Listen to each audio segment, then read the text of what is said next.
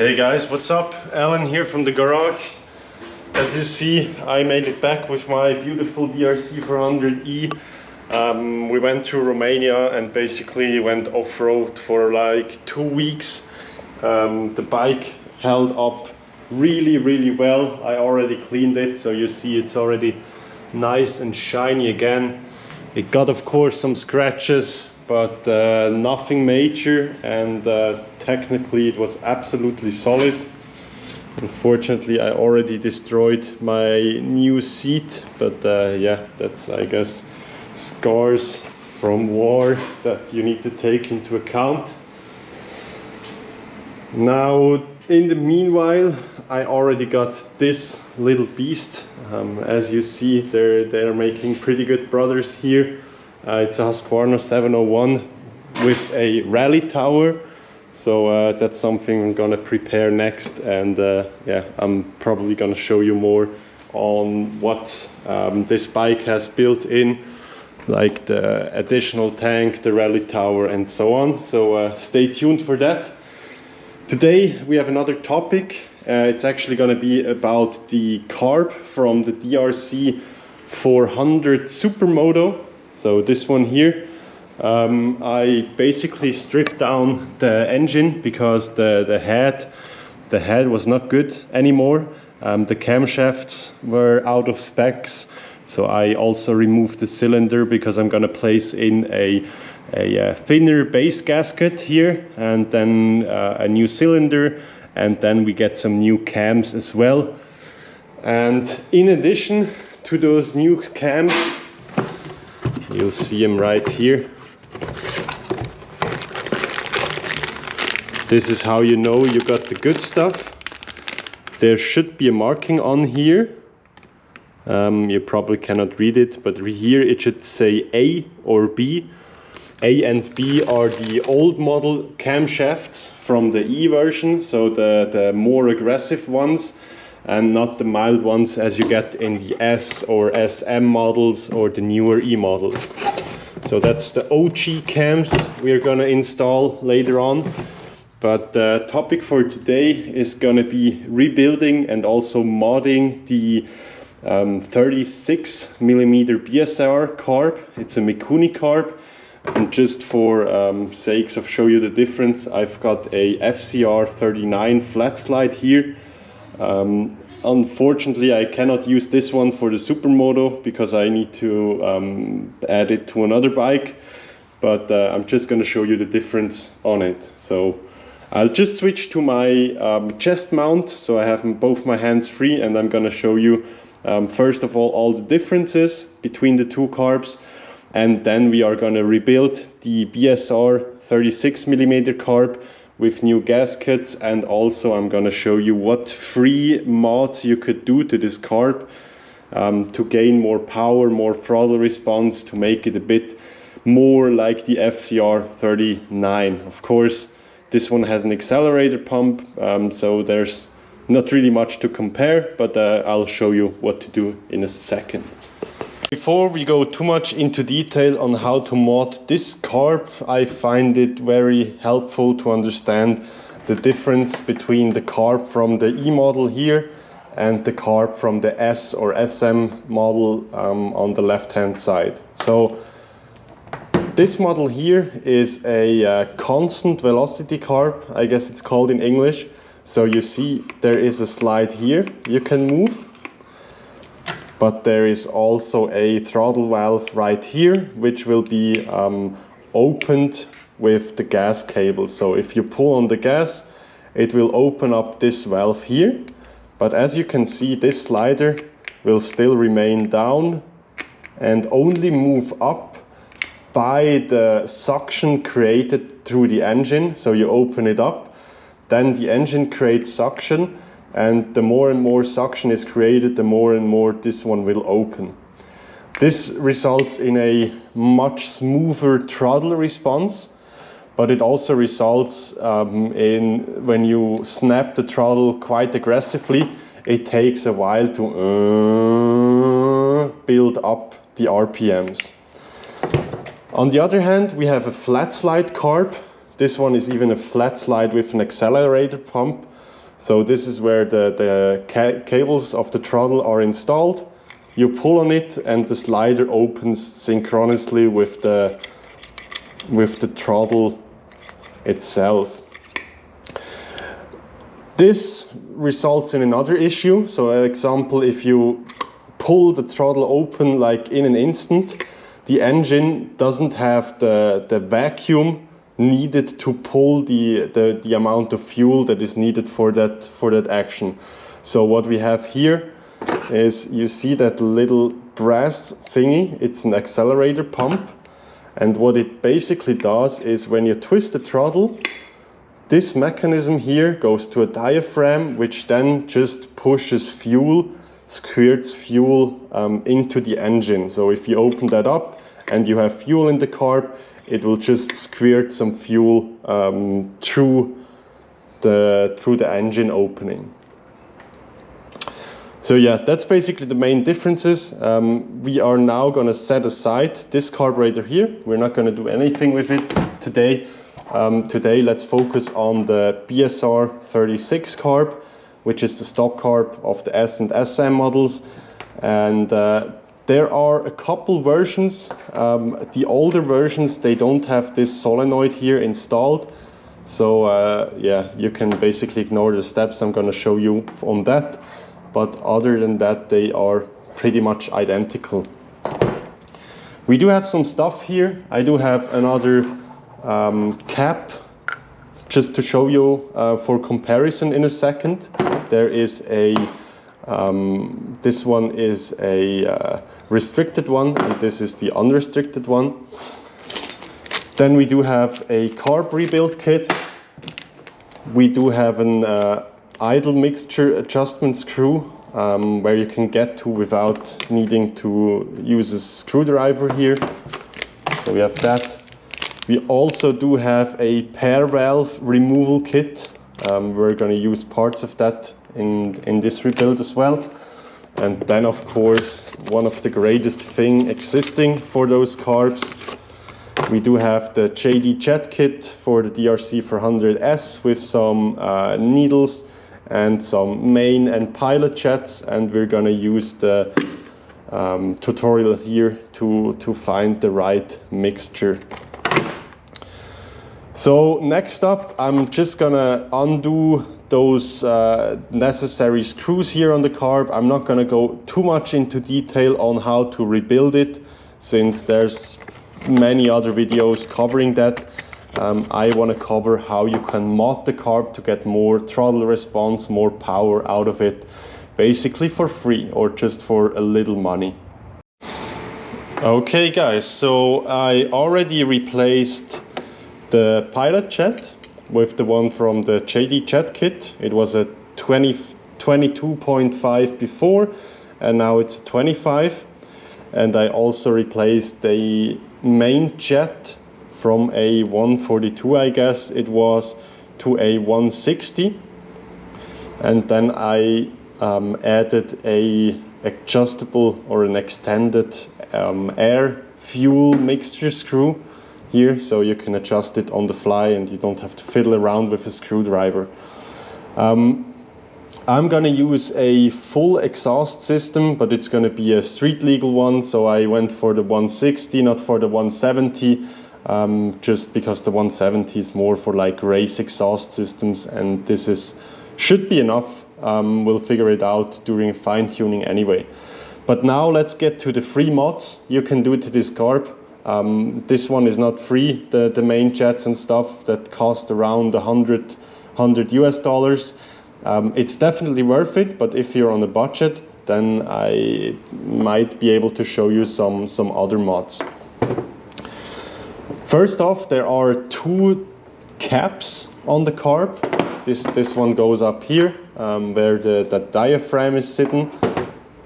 So we have two different ones. The right one is the restricted one, and this is the unrestricted one. And you can see that by how high this little platform here is. So on this side, it's almost like 1 centimeter high, and on this side, it's a few millimeters, which actually just means that if you're using this one, the throttle slider can go only up until a certain point, until it's blocked. So if you want to go full throttle, you cannot go further than this. However, with the other one, you can push it even more. It's just a couple millimeters, but it's enough to give you like that full power. This one, as far as I know, is only used in European models, especially like in German and Swiss models, because they had a restriction before that only allowed a certain amount of kilowatts or of power on a bike, and the DRZ was just slightly above that, so they added this one in.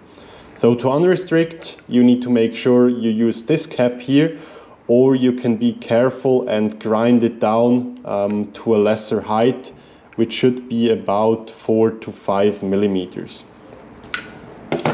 One other way you can check if you're using the right one without even having to disassembling it is, imagine you have this one on the right way like this, and then you're just trying to figure out if you can open this slider all the way. With this cap it's not possible, as you see. Here I'm stuck. If I am using the unrestricted one, you can push it to the top, all the way up.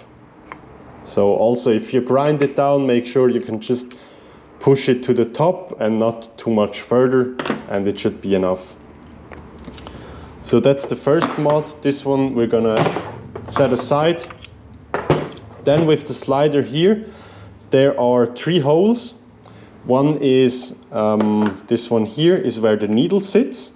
And then we have 2 other ones which are responsible for the vacuum, for the slider to go up and go down. Through these holes the air passes through. And what we're going to do now to increase throttle response is we're going to use a drill. It's a 3 millimeter one. Actually you see the top part of the hole is already 3 millimeters. But the bottom part is a bit tighter, and we're just going to use that 3 millimeter drill. So here we go, be careful, use the drill.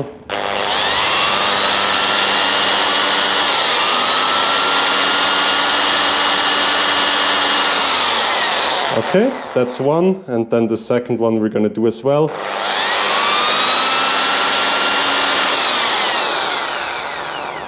There we go.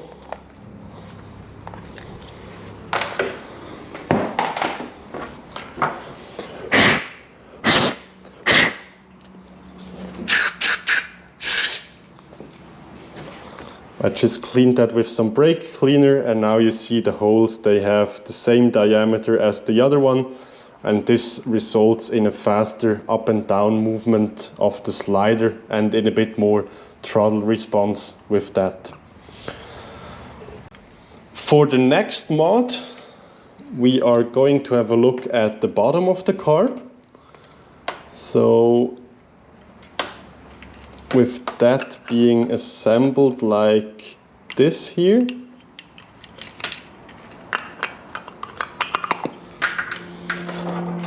On some models, it's not every model, but on some models we have this cap here, and then we have this hose going from the top of the carb down to the bottom of the carb. And in here we have a solenoid, which is basically just an electromagnetic valve, which coupled to this switch here basically adjusts how much air gets pushed through the airbox in here and up to this part.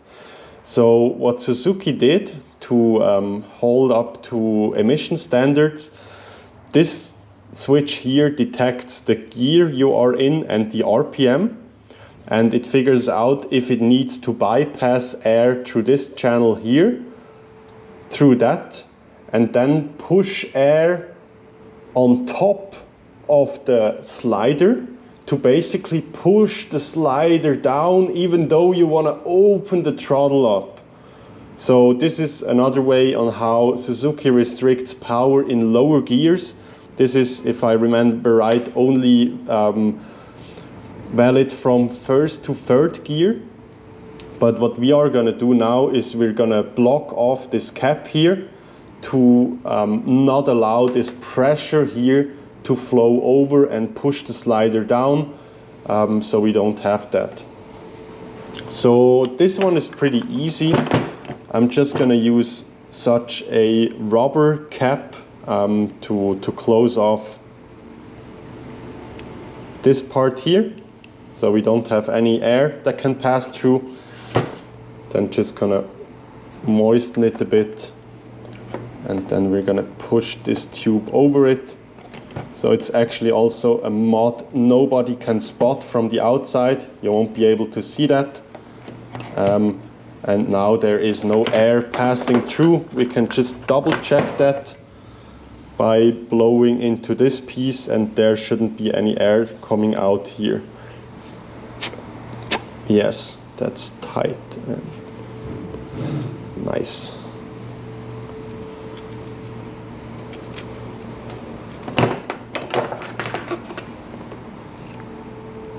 Okay, so that's the next mod here. This is probably the one that results in the most power gain, especially in the lower gears. And then we do have another mod, which is actually, we're gonna shorten the spring here. We're gonna shorten that so that the pressure needed to open the slider is lower. So we just do that by 1 to 2 coils. So we have 1, 2, maybe like ½ an inch. And now let's try to cut it.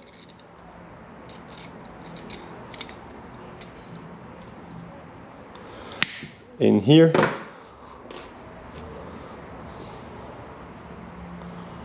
Try to flatten it a bit, but it's not that big of a deal because it just sits on plastic here. And with that couple coils removed, we are going to adjust the tension on the spring needed to open up the slider all the way, which results in a better throttle response and could result in a little bit less power just off the start. But yeah, it's a flat slide carb. It's a constant velocity carb anyway. It will build up power, so we don't have any issues with that. So with all that mods done, we are gonna assemble the carb back to its original state. I'm gonna replace the fuel, the float bowl gasket here. I'm also gonna replace the little O-ring that sits on top here. And yeah, other than that, the carb is quite clean, so I'm not gonna do anything about it. It ran fine and it was cleaned just not too long ago, so I'm not gonna mess with it. While I was assembling it, I just stumbled across something I wanted to show you. There might be a misconception here on how to measure the float level. So with the float level, of course, you know, you're gonna push around the float itself until it just touches the needle. It doesn't squish it, but it just touches the beginning of where the needle actually is under spring load. And now what the previous owner did is he adjusted the float level from this metal piece here, which is right, but he only measured it until this edge of the bowl and not the top of the bowl. So the specs is 13 millimeters plus minus 1, so from 12 to 14 it needs to be. And this is actually measured from the metal surface here up to the highest part of the float and not this edge here. So it's up to the highest part. So I now got it adjusted, and if we just place it loosely on top here, we see we got those 13 to 14 millimeters on the dot here. So just to let you know.